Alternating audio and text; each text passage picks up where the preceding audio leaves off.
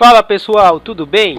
Então esse vídeo vai complementar o nosso primeiro artigo da nossa série sobre alta disponibilidade e recuperação de desastres na AWS. Então nesse vídeo eu vou demonstrar para você como criar um balanceador de carga entre duas instâncias em zonas de disponibilidade diferentes. Então nós estamos aqui na página inicial da Amazon Web Services e aqui então debaixo da seção Compute nós temos EC2. Então, EC2 é o serviço que a Amazon disponibiliza máquinas virtuais para que você possa hospedar a sua carga de trabalho. Então, na Amazon, essas máquinas virtuais são chamadas de instâncias. Vamos clicar aqui então.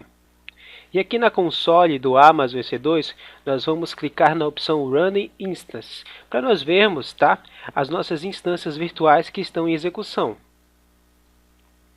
Então, olha só, você pode observar aqui que as instâncias que eu criei, a instância Web Server 01 e a instância Web Server 02, cada uma delas está em uma zona de disponibilidade diferente.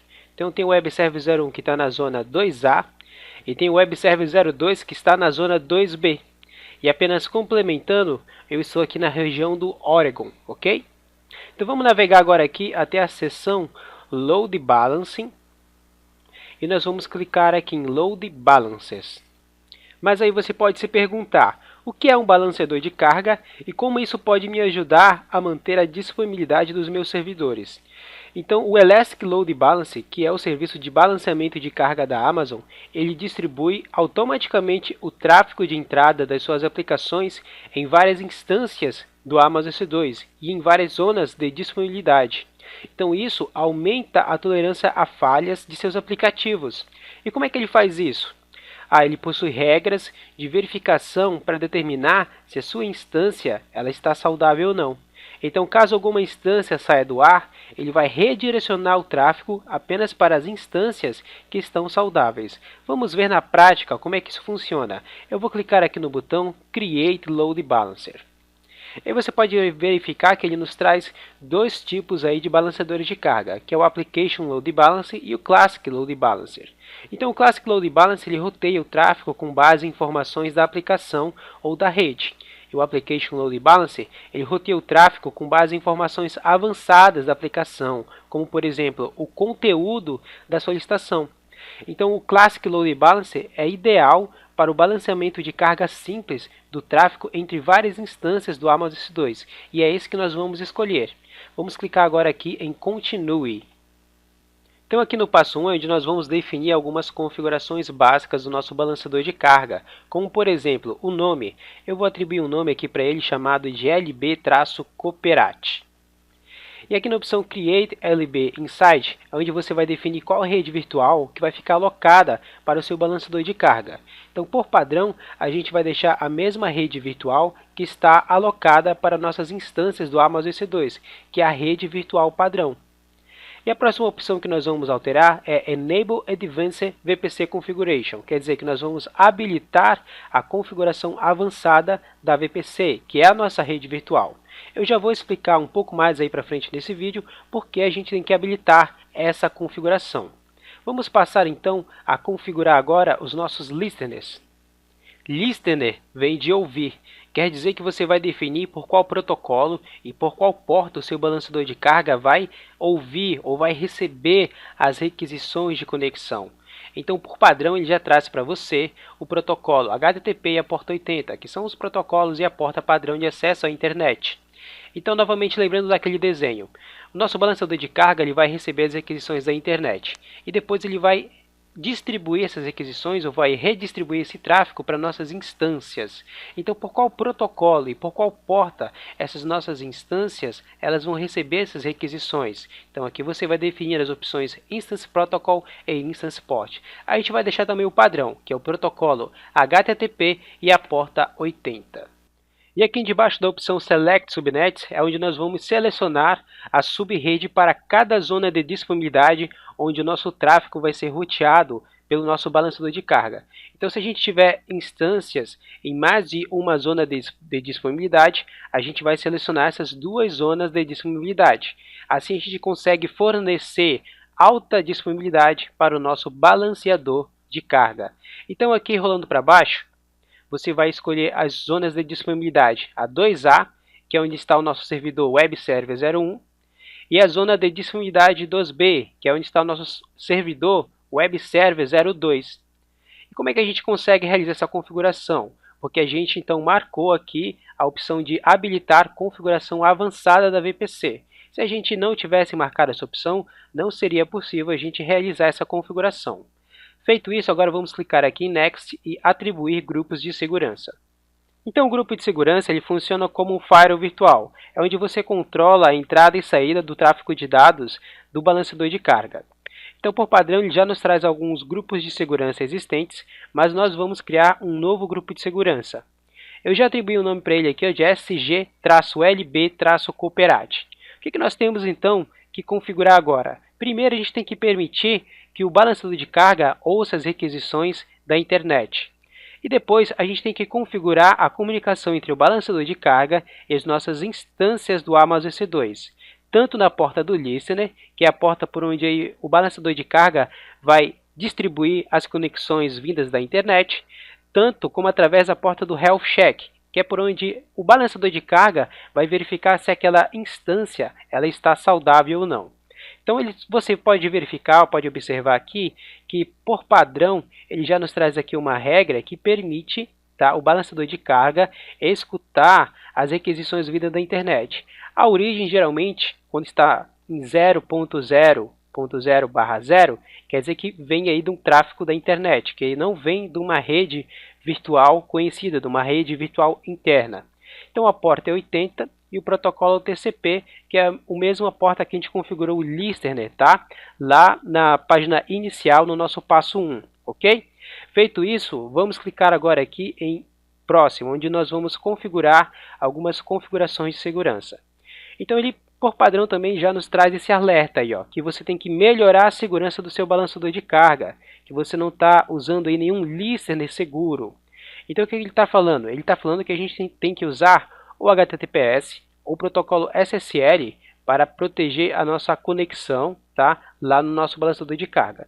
Mas nessa demonstração a gente não vai usar nenhum listener seguro, tá? Como é fins de laboratório, a gente vai usar ali a porta padrão 80, né? E o protocolo HTTP. Então vamos agora configurar as nossas verificações de integridade. Então aqui no passo 4 é onde nós vamos configurar os testes de saúde. Essas informações aqui vão ser passadas para o balanceador de carga, realizar teste contra nossas instâncias do Amazon EC2 e assim determinar o estado de saúde delas. Então vamos lá. Há 3 testes de conectividade por padrão, o Ping Protocol, o Ping Port e o Ping Path. O Ping Protocol você define qual protocolo vai ser usado para conectar na nossa instância. O Ping Port é a porta que vai ser usada para se conectar na nossa instância. Então, por exemplo, se o balanceador de carga falhar ao se conectar com a instância na porta especificada dentro do período de tempo de resposta configurado, então essa instância ela vai ser considerada como não saudável. E o Ping Path é onde você vai colocar o diretório para o qual o balanceador de carga vai enviar as requisições HTTP. Então aqui você pode substituir o valor padrão, né, que é /index.html, por uma única barra. Então isso informa aí para o balanceador de carga para ele enviar as consultas de verificação de integridade à homepage padrão aí do seu website, por exemplo.